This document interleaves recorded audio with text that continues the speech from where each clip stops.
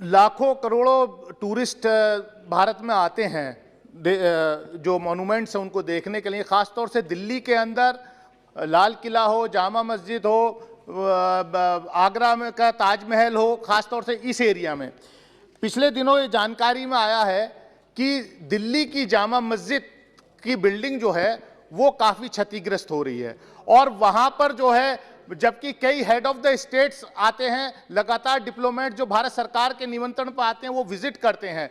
अभी पिछले दिनों मुझे याद है कनाडा के प्रधानमंत्री आए थे, वो भी गए थे। क्या सरकार के पास ऐसी बिल्डिंग को जामा मस्जिद को कि रिपेयर वर्क, आप ये कहेंगे कि वो प्रोटेक्टेड मॉन्यूमेंट में नहीं है, लेकिन ऐसे बहुत सारे स्थल हैं देश में जो प्रोटेक्टेड मॉन्यूमेंट में नहीं है, लेकिन जो है सरकार उनकी रिपेयर का काम करती है। और जामा मस्जिद की रिपेयर का काम भी पिछले 3 वर्ष पहले तक एएसआई के द्वारा किया जा रहा था। क्या उस ऐसी धरोहर को बचाने का काम सरकार करेगी? जी, ये कल्चर डिपार्टमेंट का है, मगर आपका अनुमति है तो उसका भी मैं जवाब देना चाहता हूँ।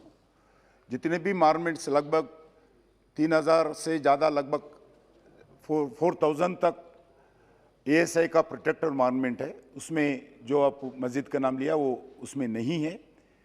मगर स्टेट गवर्नमेंट ने हमारे को कोई प्रपोजल देकर इस मॉन्यूमेंट को एएसआई के द्वारा, गवर्नमेंट ऑफ इंडिया के द्वारा मेंटेनेंस के लिए अगर प्रपोजल दिए तो ज़रूर हम वो ले सकते हैं।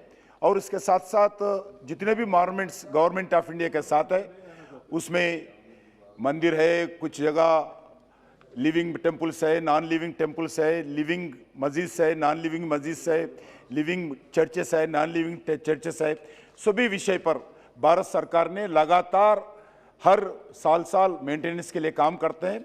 और ये साल, और कोविड के कारण 2 साल में कुछ प्रॉब्लम था, कोई फुटफॉल नहीं था, विदेशी के स्वदेशी के टूरिस्ट नहीं आए थे, फिर भी हम ये साल अच्छे एक एक्शन प्लान के साथ 1 साल के अंदर टोटल डेवलपमेंट करने के लिए जो हमारा कंट्रोल में है, जो हमारा एएसआई के मॉन्यूमेंट में ये मॉन्यूमेंट्स है, वो सब विकास करने के लिए एक्शन प्लान बनाकर हम काम कर रहे हैं।